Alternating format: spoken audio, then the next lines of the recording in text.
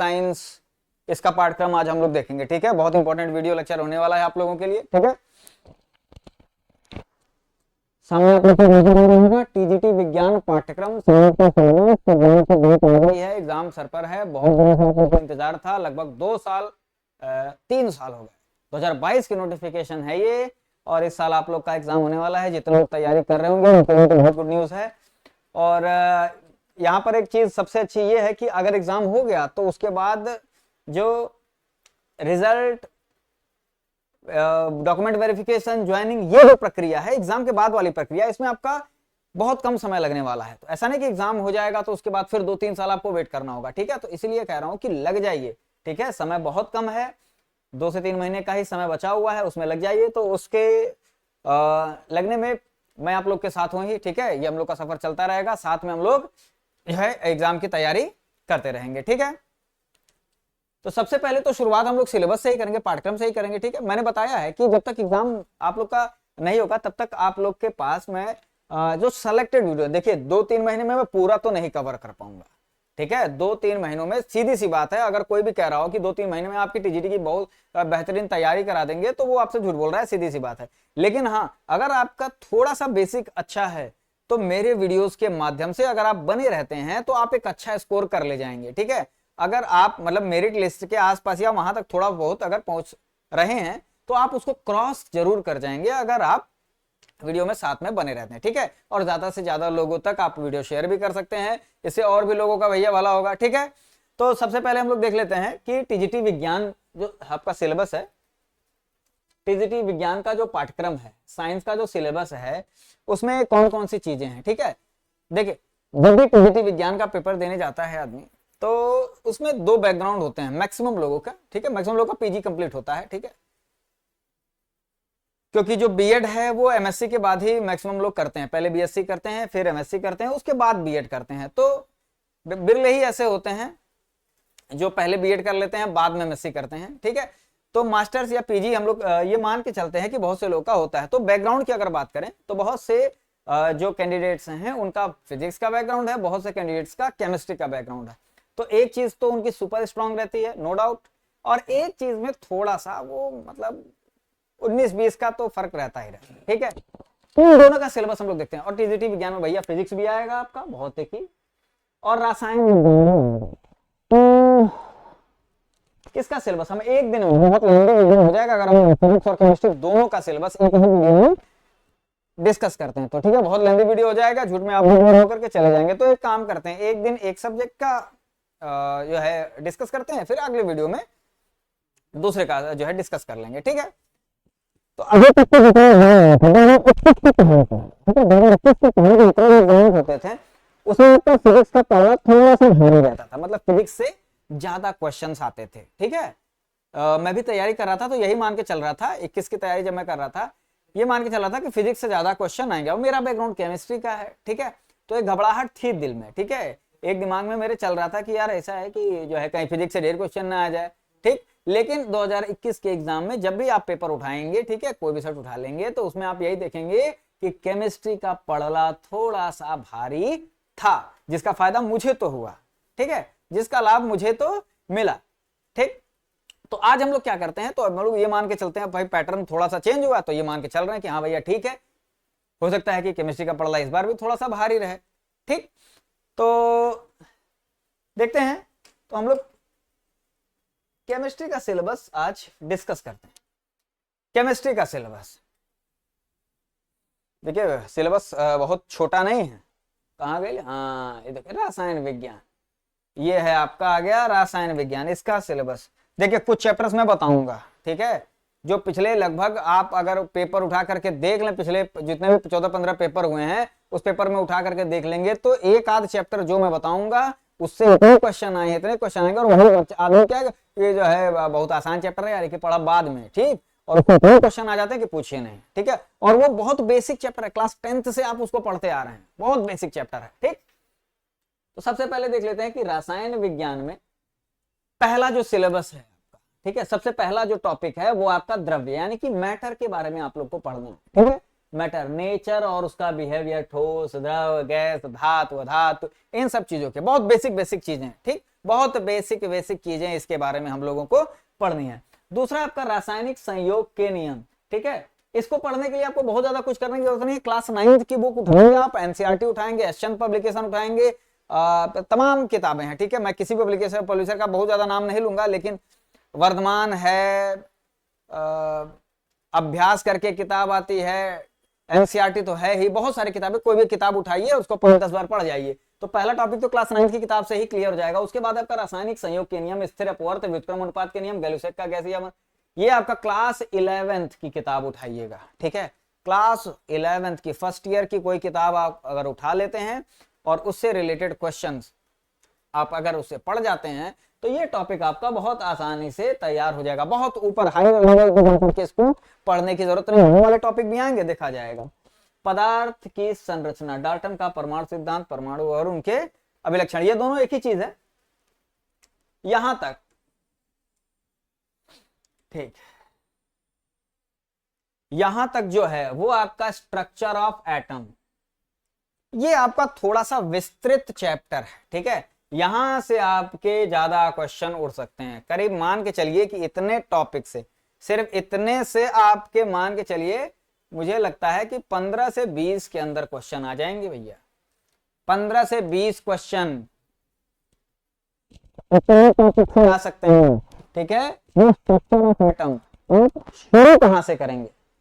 शुरू करेंगे आप क्लास 11th की बुक से, और उसके बाद हायर लेवल की जितने भी आपके पास बुक्स आएंगे, यूट्यूब पर जितने भी वीडियोस आएंगे, ठीक है, छोटे छोटे टॉपिक उठाते जाएंगे, ठीक है। अब जैसे अर्धायु काल और औसत आयु है, ठीक है, हाफ लाइफ टाइम है और एवरेज लाइफ टाइम है, ठीक है। अब इससे रिलेटेड अब आप जट डाले यूट्यूब पर, आपको जिस टीचर की भी लैंग्वेज अच्छी लगती है उसका एक वीडियो उठाए, उस वीडियो को ध्यान से 2 से 3 बार, 4 बार, 5 बार देखिए, उसके बाद क्वेश्चंस लगाने में, ठीक है, लग जाइए आप क्वेश्चन सॉल्व करने में। आप क्वेश्चन सॉल्व करते जाइए, उसके बाद देखिए आपकी प्रिपरेशन कैसी होती है, ठीक। तो मैं तरीका बता रहा हूँ और साथ ही साथ सिलेबस भी आपको बता रहा हूँ, ठीक है। डी ब्रॉगली समीकरण है, डी ब्रॉगली समीकरण उठा लिया भैया, किसी एक का वीडियो देखा, 10 मिनट का वीडियो होगा और उसमें कॉन्सेप्ट क्लियर हो जाएगा। बहुत सारे हैं ऐसे, ठीक है, मैं तो पढ़ाऊंगा ही, ठीक है, मैं तो पढ़ाऊंगा ही, मेरे भी तमाम वीडियोस हैं आपके, ठीक। लेकिन भाई अपने अपने हाइजेनबर्ग अनिश्चितता का सिद्धांत है, एसपीडीएफ कक्षकों की आकृति है, अब्बाउ का सिद्धांत है, ये सारे बहुत इंपॉर्टेंट चैप्टर हैं भैया, इंपॉर्टेंट टॉपिक है। इन सब से फिक्स है प्रश्न आना, इसके अलावा आएगा कहां से भाई, ठीक है, इसके अलावा कहां से आएगा? यही ना केमिस्ट्री है, यही ना पढ़ाना है। अरे कितना पढ़ाना है? 9, 10, 11, 12 इन्हीं पढ़ाना है ना। कोनो डिग्री कॉलेज में जाके प्रोफेसर ही नहीं करनी है कि बैठ के रिसर्च करेंगे, ठीक, इतना पढ़ाना है। 11 से किताब उठाइए, उसके बाद जितनी आप पढ़ते जाते हैं, एनसीईआरटी से शुरुआत करिए, उसके बाद अगर खत्म हो जा रहा है दोबारा पढ़िए, तिबारा पढ़िए, उसके बाद जीआरबी की किताबें हैं, एबीसी की किताबें, बहुत सारी किताबें, उसको रट जाइए, ठीक है। रटने के बाद हाँ थोड़ा टाइम टेकिंग है, ये 4-5 यहाँ पर टॉपिक क्लियर हो रहे हैं अगर, तो टाइम टेकिंग है, ये वाला पोर्शन में बात कर रहा हूँ, ठीक। 15 से 20 क्वेश्चन आ जाएंगे। इसके बाद हम देख लेते हैं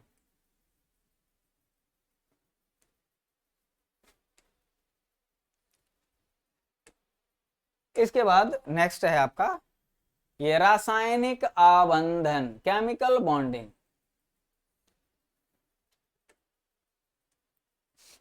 ये वाला पोर्शन, इसको भी शुरुआत आप करेंगे क्लास 11 की किताब से, एनसीईआरटी से। बहुत इंपॉर्टेंट टॉपिक है ये भी, ठीक।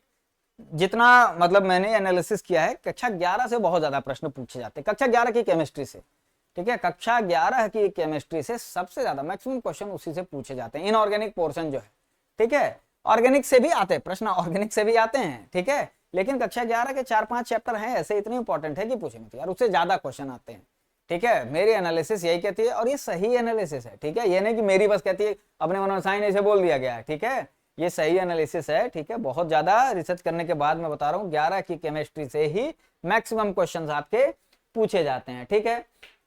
तो ये आप 11 की किताब उठाएंगे और वहां से फिर उसको और ज्यादा स्टडी, उसकी हायर स्टडी, जैसे जैसे आपके पास किताबें अच्छी हैं तो अच्छी किताबों से पढ़िए, यूट्यूब पर देखिए, ठीक, और फिर क्वेश्चन सॉल्व करिए। मेन चीज तो आपका फाइनल वही आता है, क्वेश्चन सॉल्व करना। इसके बाद आपकी रासायनिक अभिक्रियाएं, ये तो आप क्लास 9 से शुरू करते हैं, 11 में आकर के खत्म कर देंगे, उससे ज्यादा नहीं आएगा। 9 से शुरू करेंगे, 11 में आके खत्म कर देंगे, ठीक। उसके बाद है रासायनिक विद्युत रासायनिक सेल नष्ट, कक्षा 12 उसकी एनसीईआरटी लेकर के पढ़ जाइए, कक्षा 12 की एनसीईआरटी लेकर के पढ़ जाइए।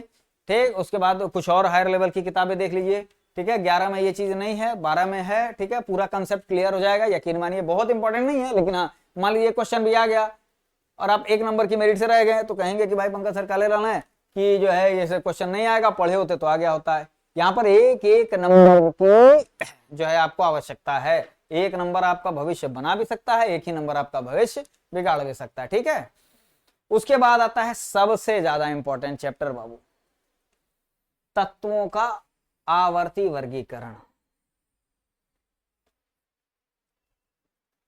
एक चैप्टर, एक मात्र चैप्टर, जिससे लिख करके दे रहा हूं, समझ लो कि छप चुका है पेपर में। 8 प्रश्न खाली यह चैप्टर से आए बाबू, 8 प्रश्न, एक ही चैप्टर से आएगा 8 प्रश्न।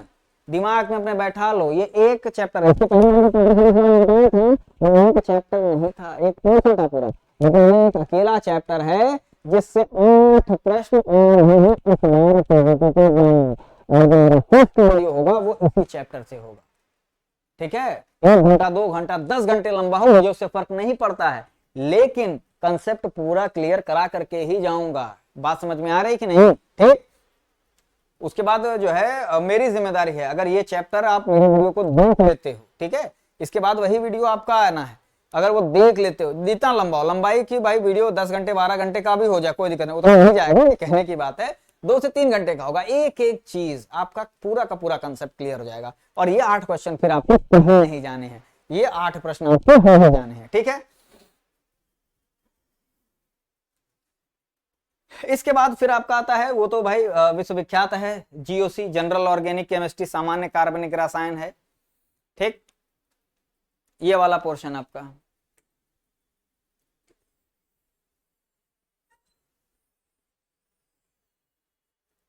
जीओसी, इसमें तो आप जितना पढ़ लें उतना कम है। ठीक है, इसमें तो आप जितना पढ़ लें उतना कम है।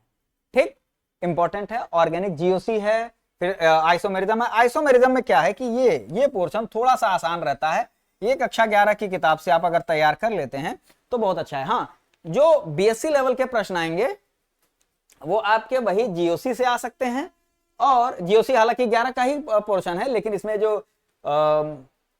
जो बेसिक कंसेप्ट हैं कुछ, ठीक है, रिएक्शन मैकेनिज्म से रिलेटेड, वो आपके बीएससी। बाकी जितना भी इसके आप ऊपर पढ़े हुए हैं वो 11-12 से आ जाएगा, और एक आध पोर्शन कुछ रेडियो एक्टिविटी से रिलेटेड या कुछ उसके एक्सपेरिमेंट से रिलेटेड बीएससी लेवल का आ जाएगा। बाकी सब आपके 11-12 का ही आएगा।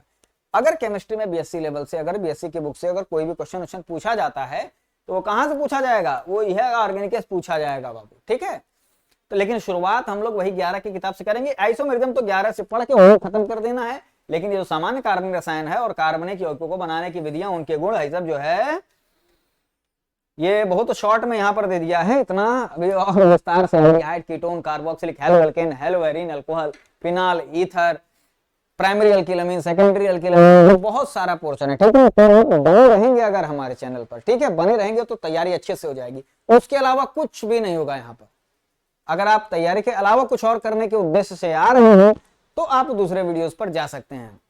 अगर आप सिर्फ और सिर्फ तैयारी करने के उद्देश्य से आ रहे हैं तो आप सही जगह पर हैं। आप और हम मिल करके तैयारी करते हैं। ठीक है, तो ये तो हो गया सिलेबस की बात। ठीक है, ये हो गया हमारे केमिस्ट्री के पाठ्यक्रम की बात। नेक्स्ट जो हमारा होगा वो हम फिजिक्स के वीडियो पर डिस्कस करते हैं। ठीक है, फिजिक्स के सिलेबस पर डिस्कस करते हैं कि फिजिक्स में क्या क्या चीजें हैं।